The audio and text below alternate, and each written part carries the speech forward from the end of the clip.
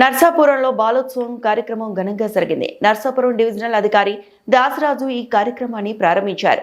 నర్సాపురంలోని Shri YN కళాశాల ప్రాంగణంలో జరిగిన ఈ బాలోత్సవంలో పట్టణం మరియు మండలానికి చెందిన 55 పాఠశాలల నుండి 622 మంది విద్యార్థులు పాల్గొన్నారు.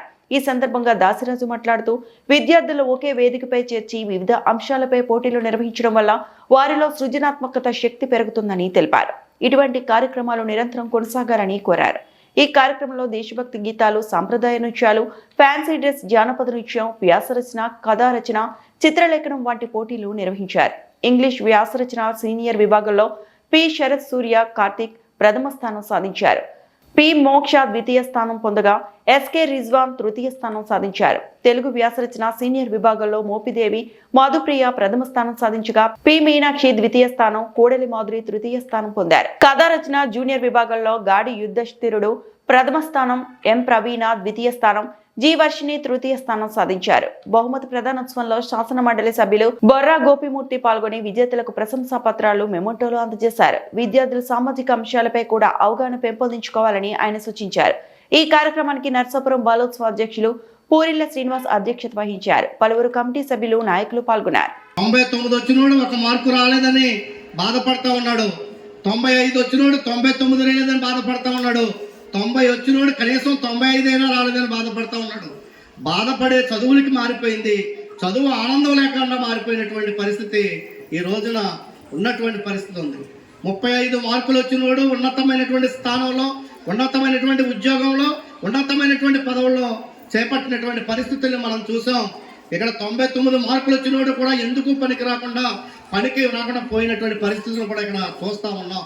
అంటే చదువు అంటే మార్కులే కాదు, చదువు అంటే ర్యాంకింగ్లే కాదు, చదువు అంటే సంచలనాలే కాదు, చదువు అంటే ఈ సమాజానికి ఉపయోగపడే మనుషుల్ని తయారు చేసే విధంగా ఉండాలి తప్ప కార్పొరేట్ కంపెనీలకి ఊడిగం చేసే విధంగా చదువు ఉండకూడదు అని చెప్పి సందర్భంగా నేను తెలియజేస్తా ఉన్నాను.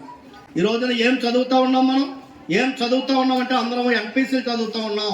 ఎంపీసీలు చదువుకోవడం కార్పొరేట్ విద్యారంగం కూడా ఏం చెప్తా ఉందంటే మేము సాఫ్ట్వేర్ ఇంజనీర్లు మాత్రమే మేము తయారు చేస్తామని చెప్తా ఉన్నాం. మరి ఆ సాఫ్ట్వేర్ ఇంజనీర్ అయిన తర్వాత సాఫ్ట్వేర్ ఇంజనీర్ ఏం చేస్తా ఉన్నాడు ఉద్యోగం? మనం మొన్న కరోనా వచ్చిన తర్వాత మన ఇంటి దగ్గర వర్క్ ఫ్రమ్ హోమ్ పేరు చెప్పి ఉదయాన్నే లోపలికి వెళ్ళి గడేసుకుంటాం, మధ్యాహ్నం భోజనానికి బయట భోజనం అడవిడిగా చేసి మళ్ళీ లోపలికి వెళ్ళటం, ఆ కంప్యూటర్ ముందు కూర్చుని టకా టకా టకా కొట్టడం. ఆ కొట్టింది ఏమైనా ఈ సమాజానికి, ఆ తండ్రికి, లేదంటే ఈ సమాజంలో ఉన్నటువంటి పేద సమాజక వర్గానికి ఏమైనా ఉపయోగపడతా ఉందంటే అతనికి వ్యక్తిగతంగా 1,50,000 జీతం వస్తే రావచ్చు కాక, కానీ అతని యొక్క సర్వీస్ అంతా కూడా కార్పొరేట్ కంపెనీలకి ఊడిగం చేయడం తప్ప. అంటే నువ్వు ఈ సమాజంలో ఉన్నటువంటి కార్మికులు తన రక్తాన్ని చెమటగా మార్చి సంపద సృష్టించి ఆ సంపద ద్వారా వచ్చినటువంటి ట్యాక్సుల ద్వారా ఈ ప్రభుత్వాలు ఈ విద్యారంగానికి డబ్బులు ఖర్చు పెడతా ఉంటే అటువంటి డబ్బుల్ని ఉపయోగించుకుని చదువుకుని నువ్వు ఈ సమాజానికి ఉపయోగపడే ఉద్యోగం చేయకుండా, ఈ సమాజానికి ఉపయోగపడే మనిషి కింద తయారవకుండా కార్పొరేట్ కంపెనీకి ఊడిగం చేసే విధంగా తయారైతే ఈ సమాజం ఎప్పుడు బాగుపడుతుంది? కార్పొరేట్ కంపెనీలు బాగుపడతాయి, కార్పొరేట్ యాజమాన్యాలు బాగుపడతాయి తప్ప సమాజం మరింత దిగజారిపోయే పరిస్థితి ఉంటుందని కూడా ఈ సందర్భంగా తెలియజేస్తాను. అటువంటి ఒత్తిడులు ఈ రోజున ఇందాక చెప్పాను కదా, ఆ 99 మార్కులు రాకపోతే సూసైడ్ చేసుకున్నటువంటి పిల్లలు కోకొల్లలుగా ఉన్నాయి. అవి బయటికి ప్రపంచానికి తెలియకుండా దాస్తున్నటువంటి పరిస్థితులు కూడా ఉన్నాయి మిత్రులారా. సో అటువంటి ఈ ఒత్తిడి చదువులో, ఈ ఒత్తిడిలో ఈ రోజున ఈ నర్సాపురం బాలోత్సవ కమిటీ ఈ పిల్లల్లో ఉన్నటువంటి దాగున్నటువంటి నిగూఢమైనటువంటి శక్తుల్ని బయటికి తీసి సమాజం ఒకసారి చూపించాలా అని చెప్పి. ఎందుకంటే ఇప్పటికే సమాజం పెడదారిని పడుతూ ఉంది. ఈ పెడదారిని పడుతున్నటువంటి సమాజాన్ని ఒక సక్రమమైనటువంటి మార్గంలోకి తీసుకురావాలంటే బాల్యంలోనే మనం వాళ్ళ యొక్క మైండ్ సెట్ లో సామాజిక స్పృహ కలిగినటువంటి అంశాన్ని చొప్పిస్తే అప్పుడు మరలా ఈ సమాజం సామాజిక స్పృహ మరొక్కసారి పునర్నిర్మాణం అవుతుందనే ఉద్దేశంతో ఈ రోజున బాలోత్సవాల పేరుతో రాష్ట్రంలో దాదాపు 70 చోట్ల, అది విజయవాడ కావచ్చు, భీమవరం కావచ్చు, తణుకు కావచ్చు, రాజమండ్రి కావచ్చు, నూజివీడు కావచ్చు, లేదంటే అనంతపురం కావచ్చు, ఇలా మొత్తం రాష్ట్ర వ్యాప్తంగా 70 చోట్ల ఈ యొక్క బాలలను బేస్గా చేసుకుని బాలలను చుట్టూ తిరుగుతూ ఈ బాలలనే మన సమాజానికి ఉపయోగపడే మనుషులు తయారు చేయాలి. అప్పుడు మాత్రమే ఈ సమాజం మరొకసారి సామాజిక స్పృహ కలిగినటువంటి సమాజంగా తీర్చిదిద్దబడతాదనే ఆలోచనతో వాళ్ళ యొక్క ఉన్నటువంటి నిగూఢమైనటువంటి శక్తుల్ని బయటికి తీయటం కోసం ఇటువంటి బాలోత్సవ కార్యక్రమాలు చేపట్టడం జరుగుతూ ఉంది. అటువంటి బాలోత్సవ కార్యక్రమంలో పిల్లలు ఈ రోజున ఈ విధంగా పాల్గొనడం వల్ల వాళ్ళకి ఒక స్నేహభావం, పక్క పిల్లోడికి ఈ పిల్లోడికి ఒక స్నేహభావం, సమైక్యత, అంతేకాకుండా ఒక సైంటిఫిక్ టెంపర్మెంట్ అంటే మూఢ నమ్మకాలని పక్కన కొట్టి ఈ యొక్క సైంటిఫిక్ ఆలోచనలు కలిగే విధంగా, విజ్ఞానపరమైన ఆలోచనలు కలిగే విధంగా, ఈ రోజున దేశభక్తి కలిగే విధంగా ఈ రోజున అటువంటి అంశాన్ని పిల్లల్లో చొప్పించాలనే ఉద్దేశంతో ఈ కార్యక్రమాలను నిర్వహిస్తూ ఉన్నారు. సాఫ్ట్వేర్ లేకపోతే సమాజం లేదు, మీరంతా వెనకబడిపోతా ఉన్నారు, మీరంతా పాత పద్ధతులనే పాటిస్తున్నారని చెప్పి మనందరినీ సాఫ్ట్వేర్ పైకి తీసుకుపోయిన తర్వాత ఆ సాఫ్ట్వేర్ ఏమైంది? ఇక్కడ సామాజిక శాస్త్రాలు చంపేశారు, చరిత్రను చంపేశారు, ఎకనామిక్స్ని చంపేశారు, ఆ సామాజిక శాస్త్రాలే పనిచేయమని చెప్పినటువంటి ఈ పాలకులు మొత్తం అంతా సాఫ్ట్వేర్ అని చెప్పేసి అందరిని అటువైపు తిప్పేసిన తర్వాత ఈ రోజున సాఫ్ట్వేర్ రంగం ఏమైపోయింది? కొలాప్స్ అయిపోయింది. కాబట్టి సమాజానికి ఉపయోగపడే శాస్త్రాలు ఎప్పుడూ కూడా సమాజ అభివృద్ధికి ఉపయోగపడతాయి.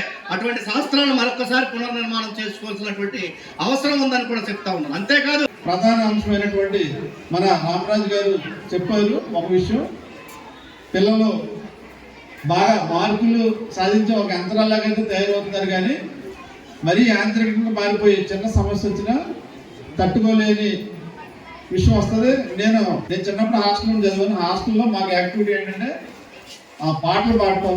సాయంత్రం అయితే స్కూల్ నుంచి వచ్చిన తర్వాత పాటలు పాడేవాళ్ళు కొంతమంది, పెయింటింగ్ వేసేవాళ్ళు, మా టీచర్ బొమ్మ లేకపోతే నెమలి, మన చిన్నప్పుడు ఇవే కాదు. అదేవిధంగా పాఠ్యాంశాలు ఉన్న వాటిని ఒక బెగ్గర ఎలా బెగ్ చేస్తారు అని మాకు లెసన్స్ ఉండే, అవన్నీ కూడా మేము బొమ్మలు వేసి ఒకరికొకరు చూపించుకొని మెరుగుపరచుకుంటూ ఉండేవాళ్ళు.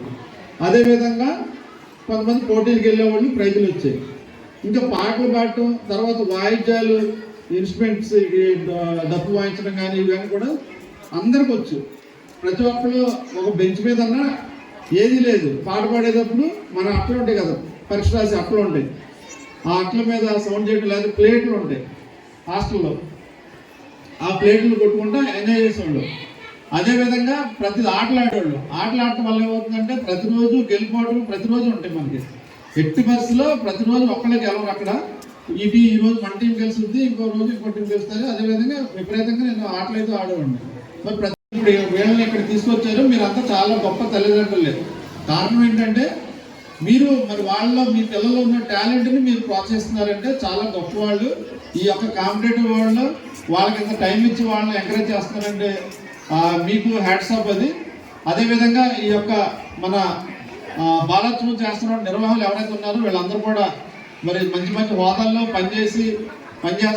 పనిచేసినటువంటి ఆఫీసర్స్ వీళ్ళంతా కూడా, మరి నేను కూడా రిటైర్ అయిన తర్వాత ఇదే పని చేస్తానేమో. మరి వీళ్ళు చాలా చక్కగా చేస్తున్నారు. పిల్లలు కూడా చాలా ఉత్సాహంగా ఉన్నారు. ఆదివారం ఈరోజు అయినా మరి మీరంతా రకరకాల వేషధారణలో ఉండి చాలా ఉత్సాహంగా మరి కనిపిస్తున్నారు. మీ అందరూ కూడా ఆల్ ది బెస్ట్. ఈరోజు గెలవచ్చు, మీరు వాడవచ్చు, కానీ ఈరోజు ఎవరైతే ఇక్కడ డయాస్ని పంచుకుంటున్నారో మీరు జీవితంలో భవిష్యత్తులో చాలా మంచి స్థాయికి వస్తారు. అదేవిధంగా జీవితంలో ఎదిగినప్పుడు అనేక ఒడిదుడుకు వస్తాయి మనకి, వాటిని తట్టుకునే శక్తి కూడా మీకు ఉంటుంది. అది మీకు ఎదుగుదలకి, ఎదిగిన తర్వాత ఉద్యోగంలో రాణించడానికి చాలా చక్కగా దోహదపడుతుంది. మరి మీరందరూ కూడా మీ పిల్లలు ఎలా ప్రోత్సహించండి. మరి ఈ అవకాశాన్ని సద్వినియోగం చేసుకుని మీరు ఈ రోజుని ఆస్వాదిస్తారని, మన జీవితానికి సరిపడా మంచి ఎక్స్పీరియన్సెస్ అంటే గుర్తుల్ని మీరు మోసుకెళ్తారని ఆశిస్తున్నాను. ఇవన్నీ గుర్తు. రాష్ట్రంలో చారిత్రాత్మకమైనటువంటి పట్టణం నరసాపురం. 100 సంవత్సరాల చరిత్ర ఉంది. దాదాపు 400 సంవత్సరాల క్రితమే వాణిజ్యం, నౌకాయానం జరిగినటువంటి పట్టణం ఈ పట్టణం. అంత ప్రసిద్ధి కలిగినటువంటి ఈ పట్టణంలో బాలోత్సవం నిర్వహించుకోవడం అత్యంత ఆనందదాయకం. రాష్ట్రంలో ఇప్పటికే 30-35 సెంటర్స్లో ఈ బాలోత్సవాలు జరుగుతూ ఉన్నాయి. మన ఉమ్మడి పశ్చిమ గోదావరి జిల్లాగా చూసుకుంటే, ఉమ్మడి పశ్చిమ గోదావరి జిల్లాలో తణుకులో బాలోత్సవం జరిగింది, భీమవరంలో బాలోత్సవం జరిగింది, ఏలూరులో బాలోత్సవం జరిగింది, జంగారెడ్డిగూడెంలో బాలోత్సవం జరిగింది, దేవరపల్లిలో బాలోత్సవం జరిగింది. ఇట్లా చెప్పుకుంటూ పోతే రాష్ట్రం మొత్తంగా 34-35 సెంటర్స్లో ఈరోజు బాలోత్సవాన్ని నిర్వహించుకుంటా ఉన్నాం. అయితే ఇక్కడ ఒక విషయం చెప్పాల్సింది, అసలు మనం ఎందుకు ఈ బాలోత్సవాన్ని నిర్వహించాలి, దీని యొక్క ఆవశ్యకత ఏంటి, ఎందుకు దీని అవసరం ఏంటి అనేది ఒక మాట చెప్పుకొని మనం కార్యక్రమాన్ని ప్రారంభించుకుందాం. పాత రోజుల్లో ఇప్పుడున్నటువంటి స్టేజ్ మీద ఉన్నటువంటి పెద్దలు చదువుకున్న రోజుల్లో అయితే ఆ రోజు ఉన్నటువంటి స్కూల్ వాతావరణం ఇప్పటి స్కూల్ వాతావరణానికి చాలా భిన్నంగా ఉండేది. స్కూల్లోనే ఆటలు ఉండేవి, స్కూల్లో అయిన తర్వాత డ్రిల్ ఉండేది, అట్లాగే అనేక రకాల సాంస్కృతిక కార్యక్రమాలు ఉండేవి. పిల్లలు ఆడుతూ పాడుతూ సరదాగా చదువుకునేటువంటి అవకాశం ఉండేది. ఎవరు కూడా చదువులో తక్కువ మార్కులు వచ్చాయని కానీ ఫెయిల్ అయ్యామని కానీ ఎవరు బాధపడే పరిస్థితి ఉండేది కాదు. మనకి ఎంతవరకే ఇక మనకు అయిపోయిందని చెప్పి ఇంకో పనిలోకి వెళ్ళిపోయేవాళ్ళు తప్పితే నాకు 1 మార్కు తక్కువ వచ్చిందని ఆత్మహత్య చేసుకోవడం, నాకు ర్యాంక్ రాలేదని చెప్పేసి సూసైడ్ చేసిన పరిస్థితి ఆ రోజు లేవండి. 100 మార్కులు వచ్చినోడు ఎంత ఆనందపడ్డాడో 10 మార్కులు వచ్చినోడు కూడా అంతే ఆనందపడ్డాడు. అటువంటి ఒక ఉల్లాసమైనటువంటి ఆహ్లాదకర వాతావరణంలో చదువు సాగేది. కానీ ఈ మధ్యకాలంలో మనం చూస్తూ ఉన్నాం, ఈరోజు చాలా మార్పులు వచ్చినాయి. విద్యార్థుల్లో తెలివితేటలు చాలా పెరిగినాయి. ఎందుకంటే 80-90 కాలంలో 100-100 మార్కులు అనేది ఎక్కడా మనం చూడలేదు. కానీ ఈరోజు 100-100 మార్కులు వచ్చే వాళ్ళ సంఖ్య చాలా ఉన్నాయి. 10th క్లాసులో 600కి 600 మార్కులు వచ్చిన విద్యార్థిని కూడా మనం చూస్తాం ఈ కాలంలో. అందుకని విద్యార్థుల శక్తి సామర్థ్యాలు కానివ్వండి, వాళ్ళ టాలెంట్ కానివ్వండి విపరీతంగా పెరిగింది. ఐక్యూ లెవెల్ బాగా పెరిగింది, మార్క్స్ బాగా వస్తున్నాయి. అదే సందర్భంలో 100 మార్కులు సాధించిన వాళ్ళు కూడా చిన్న సమస్య వచ్చినా సరే ఎట్లా ఉంటుందంటే, హాస్టల్లో ఉండేటువంటి ఒక స్టూడెంట్ ఇంటికి అమ్మకు ఫోన్ చేస్తే అమ్మ సరిగా మాట్లాడకపోతే సూసైడ్ చేసుకునే వాళ్ళు ఉన్నారు మనకి.